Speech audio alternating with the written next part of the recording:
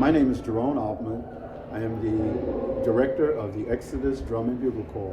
One of the greatest things that I found was that music is always an encouragement and uplifting, and it gives the kids a chance to do great things in the community.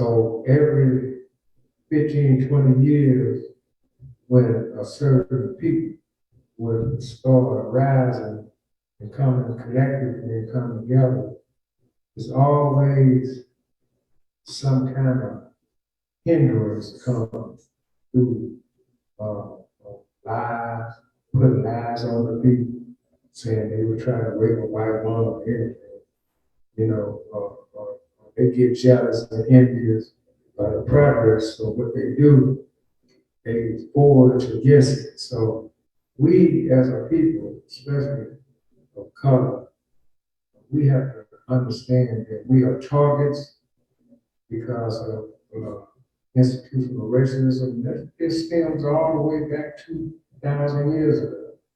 You know, it's still the same racism that was formed back then. You know, history has dictated and give us the knowledge of what had occurred and is still occurring today. So that's why they don't want us in school to teach the kids about the harm that slavery did to us. They saying they don't want the kids to feel guilty. But what about us? You know, as black people, should we feel like that? You know, about what they did to us? I mean, they should feel guilty about it because we're trying to eradicate. When you eradicate hate, and when you eradicate uh, disloyalty, you know, you have to be like the Surgeon General said on that paper. You got to know that this causes cancer, so we got to get that out. Yeah. And so the only way we can get it out is teach the kids, teach the children. But plagues and pandemics and all this stuff, God has allowed that to happen throughout history. You know, so we just have to practice, you know, teach the kids and practice group economics. See, that industrial complex has been, the prison industrial complex has been seen. Everybody see what that's doing. So what the enemy doing now is going in schools, teaching the kids not to know what happened to slavery, teaching the kids it's perfect. They're all right for two girls to be in the bed. Perfect. They're all right to be for two boys to be in the bed. You know, they attacking our kids.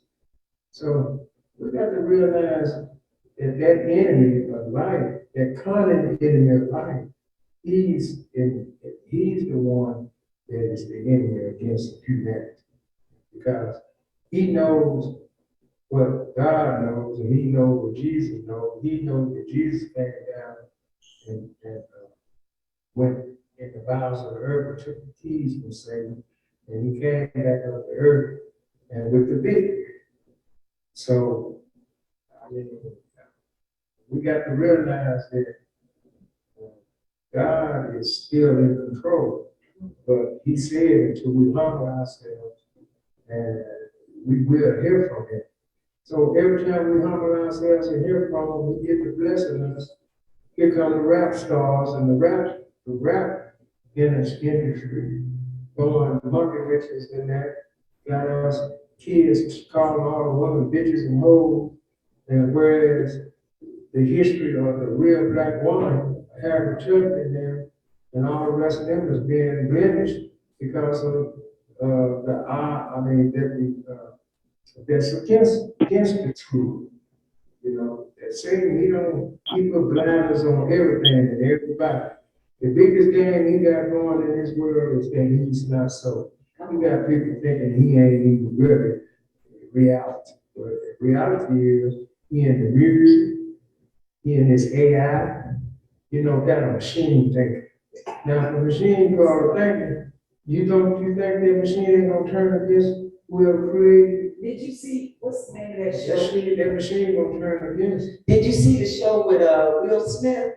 Where he was with the robots and Right. the robots became so intelligent, they, wow, thinking him. Right. Do you think that's not going on for real? Well, What's it? I'd be interested to hear what these young people have to say. anything God, he made good, they'll turn around and make it bad, like on TV. Yeah, TV ain't bad, it's the program. that's right. We have to do our own program. Guns ain't bad. It's the shooter. It's the people that get the guns. People to get the guns. You know what I'm saying? So we got to realize that, that we always have this spiritual people. Black people always have this spiritual. We have to just stay on course, that's all, and understand what we are. I agree. So, we're getting pretty close to the end. I'd just like to hear some feedback from our young men. What say you about any recommendations that you think we should make to prepare ourselves for any other, issue that may arise?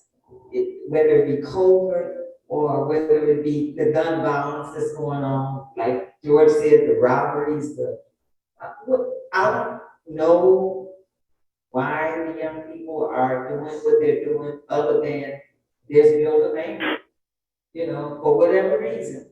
But we gotta find another way to disperse that anger. Because going up against the system, all we do is put ourselves in the system, and then we become vulnerable to the system. Because that's the only time we can enslave you. Well, Is when you're in the system. first of all, I have to say this here. We got to understand how the country of America first came about. Okay, we got to be honest. We can't just sugarcoat nothing. Okay. First of all, the American Indians had this country. That's first. Secondly, the Caucasians came from overseas, and they came over here and took it. So once they took the country, let's be honest, they came up with a constitution. Once they came up with the constitution, and this made them law owners of this country. Okay, then once they got this country, they went over to Africa because the Indians didn't want to be no slaves. They jumped over the Grand Canyon. And so what they did, they went to Africa and got all of us over here. So whose country is this? It's the black and the white man's country. We built this United States, we built Britain, we built France, and everything off the slave trade. See, we got to be honest about what's going on before we can start understanding what happened to us. How the knowledge of good and bad and wrong and right is taken from us. Do y'all not know, man, we are descendants of kings, and our black women queens, man. We had Kennedy, we had Moors, we descendants of royalty. So if you don't teach this in the school, the kids gonna go along with the rap stars. Up that bitch, kill that hoe, kill that nigga, that pussy ass nigga. And so basically that's what's destroying the kids, and everybody in society know that. But they making so much money off of it, they don't want to do nothing about it, just like You're we're right. gonna be all right. Thanks, Mr. Brown. I really appreciate that insight. Welcome to the show, Tax Guy. How are you? I'm hanging tough. It's rough. I just found out today that the interim. What's up, Anthony? Hey, how you doing, everybody? The top cop that act as interim is tied to one of the worst scandals that happened in the police department. What's tied to it? The guy Waller that Brandon want to put in as interim, Oh. he is tied to one of the worst scandals that happened in the police department. Uh-oh. Which is what?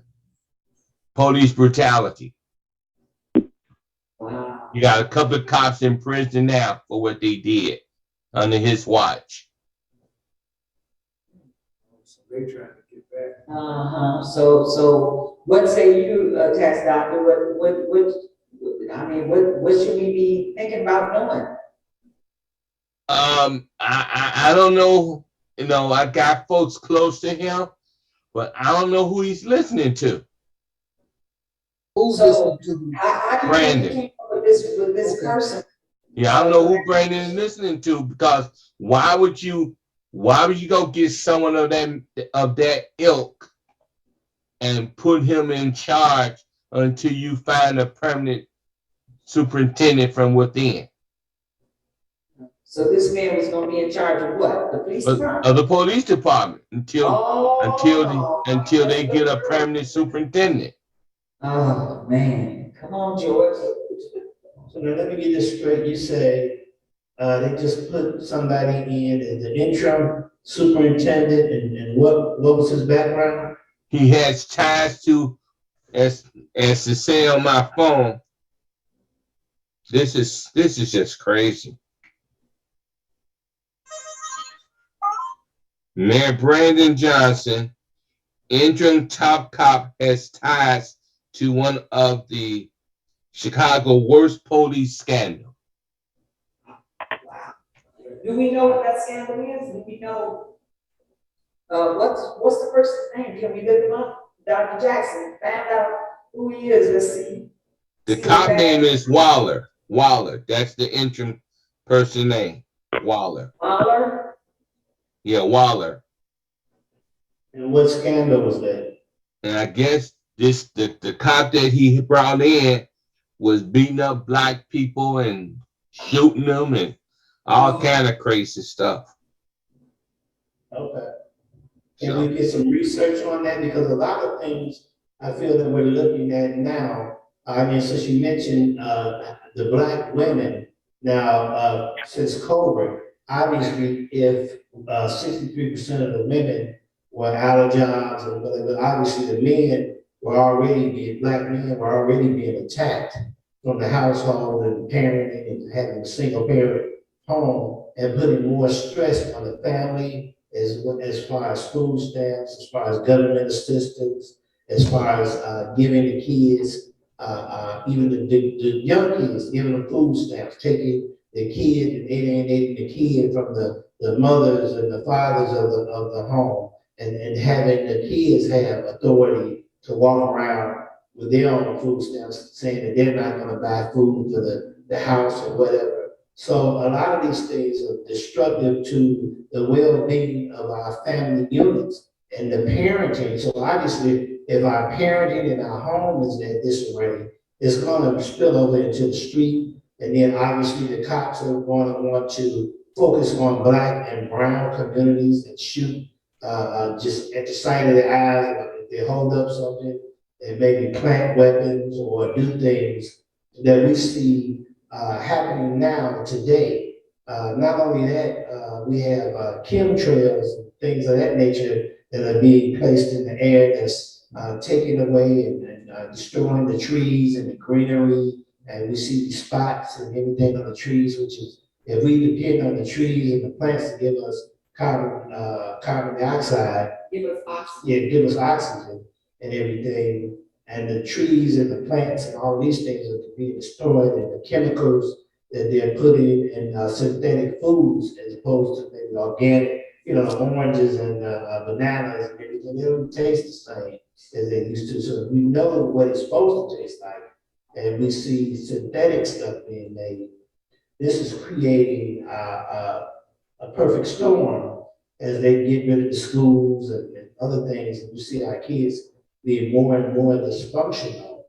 How do we bring some of these more kids to the table, as well as our parenting with the mothers that's left in the house, if they sitting on food stamps or social security, whatever they may be on. Now, how do we get more parents involved in dealing with the kids and finding out where the kids are at? Just a few weeks ago, we had all the kids just bum rush downtown Michigan. A couple of them, I think, got shot or something of that nature. This is becoming, as we go into the summer, more and more abundantly, this is happening. So how can we reach out to some of our youth and get them more involved? And I'd like to know what the youth think about it, because we can talk about problems that we're confronting from social genocide, all these different things that some of the youth may not even be aware. They're just reacting to the pressure that's being put on them, pressure.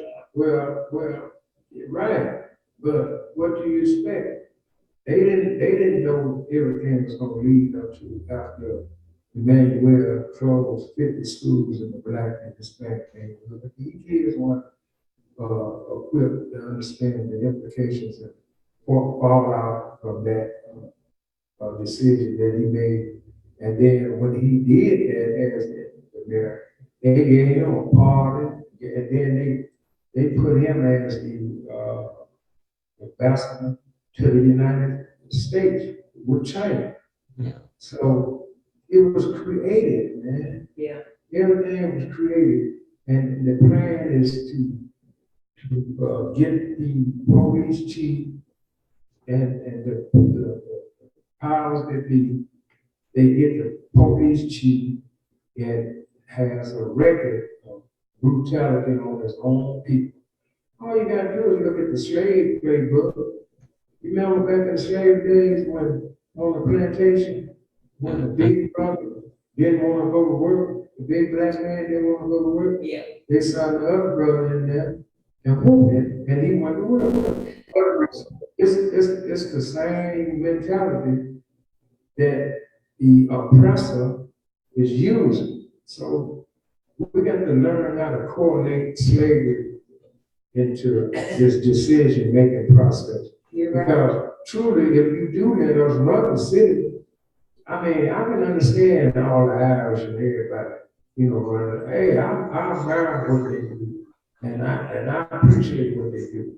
But only thing I want them to do is open up the door, and I want us to start bringing group better numbers to open up, and we can do it as long as we pay our taxes. You know what I mean? That's what. When they made the Constitution, they took the country from the Indians and then they brought us over here. And our black great grandmas suffered their kids, you know. So we're part of them and they are part of us. That's right. So the thing now is the immigrants, the El Salvador, Guatemala, Mexico, and all them. And now they got all the they ain't telling us about all the Ukrainians. I mean, the peoples over there in Russia. That's fighting over there. They ain't telling you about all the people they bringing over here. Hey. You know, they focusing in on these Mexicans and everything, but they bringing so many of them over here, you can't even shake a stick at. Hold on now. Tax doctor, you got your hand up, so I know you had some comment to make about what Mr. Brown was saying. So what say you? Tax doctor? Oh. Okay. Can you hear me, tax doctor? Okay. He got his thing on. You want to say Yeah, something? yeah. Let me say this because Okay. Go ahead, tax doctor. well, what's happening? I'm listening to the brother. What the heck is going on? We hear you. We can't see you, but we hear you. They say you stopped it. But anyway, but the bottom line is this. We are in a situation where this state, going back to 1970 Constitution, have created an environment where funding education is unequal, and the folks down in Springfield, they're not trying to fix the problem. And when you think about Cook County, you think about all of the school districts in this state, 851. Cook County, 140 school districts. You got 3 school districts up north got more money than the other 137 school districts combined. That is scandalous. Say that again. That is scandalous. And then for Brandon to go and pick somebody that has ties to scandal off the bat coming in, that put him on a shaky foundation. So that means that whoever is advising him, we need to be looking at them. Absolutely. Brandon is brand new. So he's listening to someone. Well, he might be brand new, but still, he's the son of a preacher. He's a community activist. He's a public official. Brandon, what's wrong with you? You know better. So what do you think he's gonna do now? Well, that's going. I just sent some texts out to folks that's close to him and letting them know that this can't fly. No, I Why said, you what wanna do you put think, this what do man you in? think Brandon is gonna do now? Well, Is he aware? we're gonna have to wait and see what he's gonna do, cause it What do don't look good. What do you think he might do? Well, I hope he don't. I would like to see him not pick this guy. We need to get out, and force a protest. Yeah, That's what we need to do. people should call in the people should call in the DON in the morning and start pitching a bitch. Young folks, I mean, how would you handle the fact that the new mayor just appointed, did he appoint somebody? Or he must have appointed somebody. Yeah, he's supposed to take over May 15th after he gets The new mayor just appointed inaugurated. someone to run the police department. So, and the tax doctor is saying the person that he appointed is in some kind of scandal, previous scandal about attacking, what did he do? He did some wrong to black people. Yeah, the cop that he brought in. The cop that he brought in mistreated. Yep, under his wing. So what would be your recommendation to the mayor? Just give us a statement. What do you think the mayor should do? Or what should we say to the mayor about his recommendation? I know trying to keep track of that, it's okay. Trying to keep track of what I'm about to say is like a lot more difficult. But I feel like people like when you're picking out like police officers for the police department, right? You should try and like do like more secure, like a lot more secure background checks on like what they've been doing for the past like jobs and past experiences in their lives. Because you actually never know like who is out there who's trying to like commit people to different types of people. So Okay, and you, sir, what would be your recommendation this is to our new mayor. We want him to know what you have to say about the person that he appointed to the police department. You really don't know a lot about him right now, because we don't either. But let's give him a statement about at least being conscious about who he selects, because we are a part of his community. We are a part of his constituents. I would recommend him to think more about his choices and who he decides to pick and look into the background a little bit more. Because without looking into background and knowing people, actually knowing them, you wouldn't know what they're capable of doing. So let's say if you try to appoint somebody for something and you give them that amount of trust and you don't look into what they've been doing in the past, they're most likely going to betray your trust in a matter of time. Thank you. Here's a good suggestion too. This is a good suggestion. You know, the Bible says we have to forgive. You know, he said, if we can't forgive our brother on earth, how can he forgive us that he resides in heaven? So my suggestion to the mayor is to have a conference, a news conference, and have some people in the community to talk to him and make him come clean about allegations that he was involved with this brutality against his own people. Because it seems like to me, if you don't do that, you're trying to hide something. So, hey man, if you done did that, if you was involved in that, I believe in forgiving you, man. But you just got to come clean and tell us, tell us what you did and you saw it or and tell us the whole demonstration. And we'll forgive you, man, but just to override us and overlook us like that, man, that ain't merit, that ain't cool. That is not cool. You got to be honest and transparent. Because I done been locked up for some things that I have to be, and I done talked to people about it. And they done came up with giving us things, so we have to make amends to life, and so, Mayor, understand that the powers, and the police, that's a serious situation. We need somebody that not really that beat people in the head and knocking people up. We need somebody that don't have empathy and sympathy for people. We're not going back to beating us in the head and jumping. That's not ethical. So let's give him a chance. I like to say something. Yeah, Okay. Thank you, Dr. let's talk to him. Thank you, Mr. Brown. Dr. Jackson?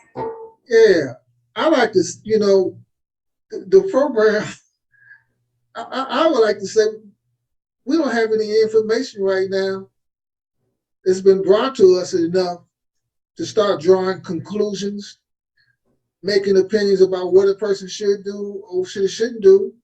The program will start about COVID and how they're reacting to it. Now we had to switch the information because some information about a cop came in who had been doing something bad, and that's the only information we know. Why did Brandon, is he an idiot or something?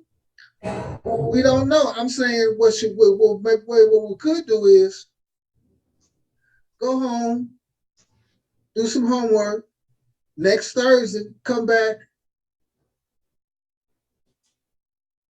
and then start, expounding on what the situation is, rather than just like get angry. That's one of the things we was talking about when we was talking about COVID.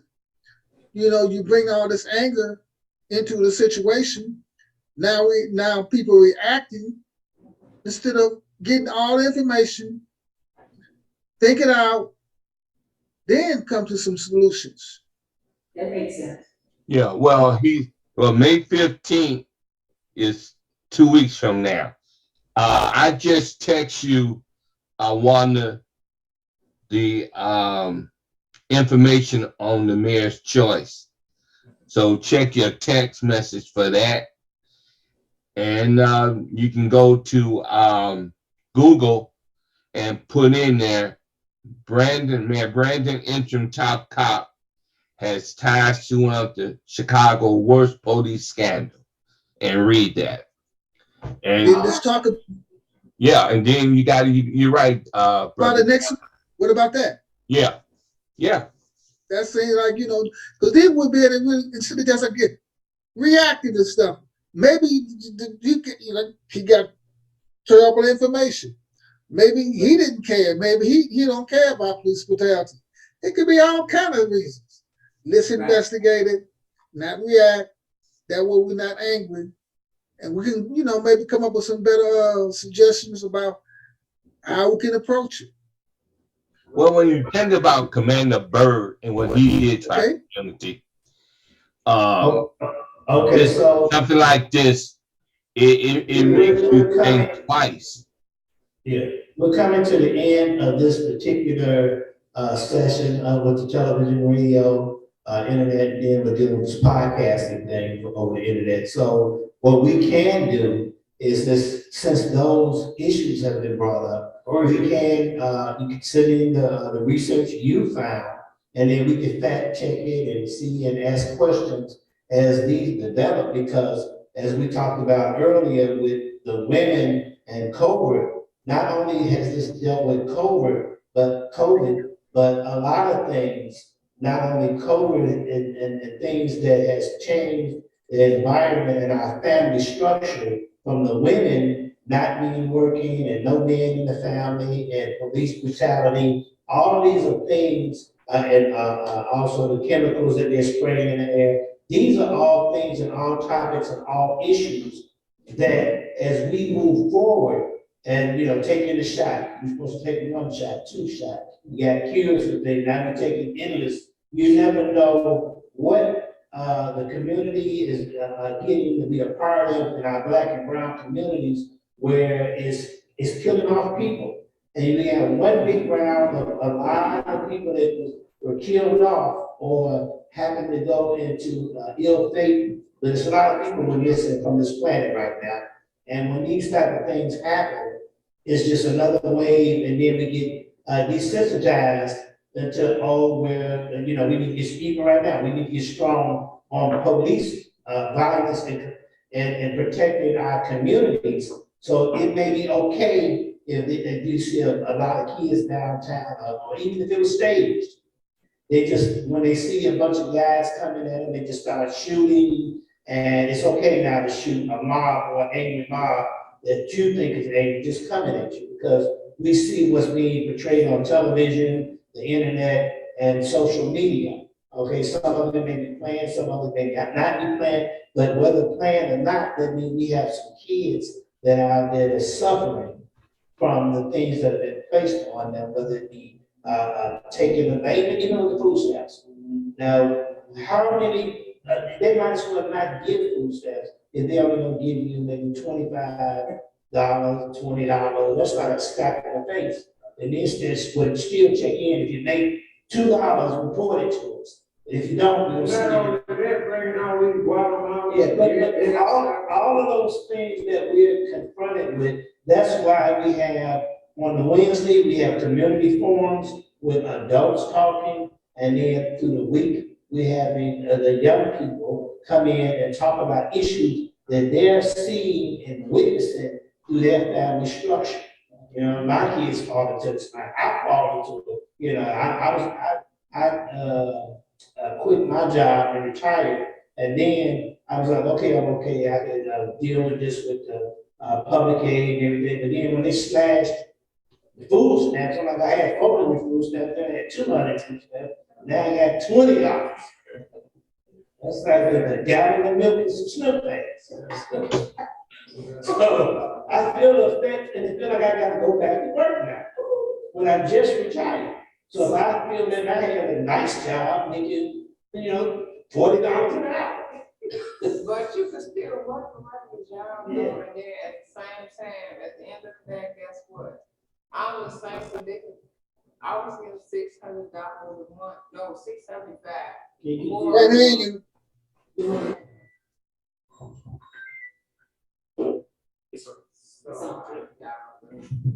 You're talking about. Okay, no. You trying. My trying to crack up you. But at the end of the day, like, I started back working. Me and my husband, we opened up a barbershop. So when we opened the barbershop, everything was fine, everything was okay. It was during the pandemic. So during the pandemic, guess who was able to get along? Who was able to get along to make sure that we fixed the roof and stuff like that. It wasn't just like fallout. Like we was actually taking care of our family. You can even ask JJ, like I was making up games. My husband told me to take off, quit. I quit my job. I was working at the county hospital. I quit to come home and basically to make sure that they was okay.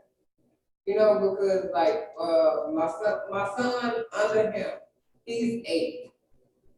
So at this time, I think Junior was like 6, JJ. Yeah, and then whole time, guess what? Junior, I'm getting phone calls from the teachers, like, Junior is in the closet, he's swinging on the pole. I'm at work, So, but the pandemic basically put everybody at a standstill. Yes, it did. So it was like I had to make sure that my kids was like, still caught up, but okay. Yeah. And then now I'm back full time working. So it's like Valley being in the house, I did a lot. I made sure that everything they needed, everything they got, they had. I wasn't breaking up games, okay? I did, I was making up games, like, just so that we could do in the house. His daddy, mama told me to quit my job, I quit my job. For 3 years. And then I just started back working, but I believe it was last year, Okay. So now what type of job is that? I'm back. Okay, so now, that's good. So now, you're in an educated field that you can go back, because we need nurses and people like that, and first responders, and those type of things. So now, do you feel that as a parent or, somebody that was, affected by COVID, that the jobs are available for the average people that's out there? The jobs are available, it's just, it depends on the person. You know what I mean? Like, I know when COVID actually stopped. I work in Lombard, I work at Sunrise, senior assistant at Phantom Square. I like So, yes, I know, you know what I mean, like, when people can actually get a job, females, men, anything, it's up to that person. If they actually wanna work. You got people that's like, that's been got, a handout, they get a handout. So when they get a handout, they feel like they don't gotta do too much. Let me ask you this question. What's your thoughts about, the United States government? Every time Haitians come over here, they send the Haitians back, but they let Guatemalans, El Salvador, Mexicans. They don't let them over here. They let 8,000 of them in Chicago. They didn't cut people $9 down to $20. So you saying everything is, how you gonna compete with? I'm not competing with I nobody. mean, how can we compete with I vote. they sending all these El Salvador? No, they're not. Do you know they owe us for 450 years of oppression? Listen, I'm Don't you know sorry. they? Hold on. Martin Luther King came here in '68 because the housing, they've been depriving us. Did you not know my mother and my grandmother, Yes. they was sharecroppers? Did you not know they didn't get no money for all that work? Sit down. Don't you know they owed us for 450 years? They left us our 40 Oh, years. sir, so. like, Everything we're is not- all right listen, here. Sir, I'm Hold sorry. on, Sir, I'm I don't know what sorry. planet you come from. No, I'm sorry that you went through what you went through, but No, at the same and time. that's what I went through, is what we went through as black people, Okay, so. black men and women. I'm And man, not, look at I'm all the Hold on. so it's like, it's not that I'm going against anything. They all right. Yeah, hold on. No, I'm not saying that.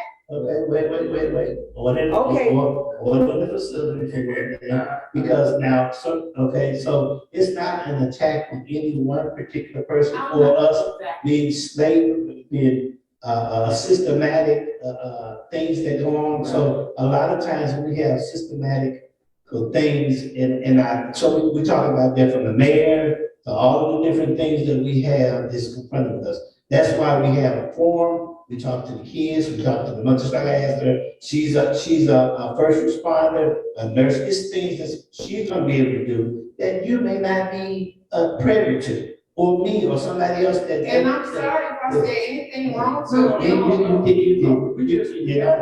You didn't say anything wrong. That's why sometimes when we have panels and discussions from forums and people, and we talk about issues, we can talk about things like if we have a police, a superintendent that has some issues, Because I felt that Lori was doing a great job, even though she had some issues with things that she did. Okay, and other people have issues too. But if we're talking about be strong on crime, because crime is running rampant in Chicago, then we have to deal with causes those issues, whether it be single parent homes, whether it be not being able to afford living, housing, and all of these schools. So all of these things are issues that we put bullet points to, and we talk to our youth and young adults, because why? It affects them right now. And they're lashing out because of anger, because of pressure, because it's a weight on their shoulders. Sometimes we as baby boomers or young parents, we drop the ball. It's And the baby boomers, baby boomers. Baby I'm boomers. one of those. Yeah, It's like, we all baby because boomers. of my age, it's like people don't understand, like, I understand what's going on in the community. Yeah. I look at different stuff. I know what my son going through. This is my stepson. Right, okay. You know what I mean? My daughter is gonna go to high school right now. I just got the pamphlet, for her to sign up for the program here. But it's like, I didn't try to offend you because. Yeah, it's don't even feel like it, because a lot of times we lash out at each other in anger. So I feel like sometimes that- it's just a discussion or something. That's That's not, me and just think about the kids and how they wanna lash out at the police department, at the governor, the mayor, and everybody else. So just a word of pump. I've been deprived since slavery. Yes, we have. So a lot of things, we've been this genocide all over the country. And as I just stated earlier, people have died, whether it be of COVID, whether it be we don't have oxygen coming from trees, whether they got police brutality. There's a plethora of stuff that's happening to us that if we don't open up and start having a dialogue and discussion about these type of things through community centers and institutes like what we're doing here, we have to, we just have to talk. We have to communicate. Communication It's the key. And from us and to our children. So we're gonna table this for the next week. Young guys, look up, research, give us some opinions. If we can have other young adults and young people call in and participate, we can all come up with issues that we can bring to our elected officials as well as parents and people that can give them support. So thank you for being a part of this program. You're here right now at the Exodus Institute, the TRIPS program, television, radio, internet, and podcasting services. We're doing all of this to help promote and revitalize and stimulate our kids and our young adults. And our community. So thank you. Boom shakalaka. God bless. Don't get up, never get up at the end of the show. All right, stay there, please. All right. One thing. Now. Just 1 second. Okay, but I would like to talk to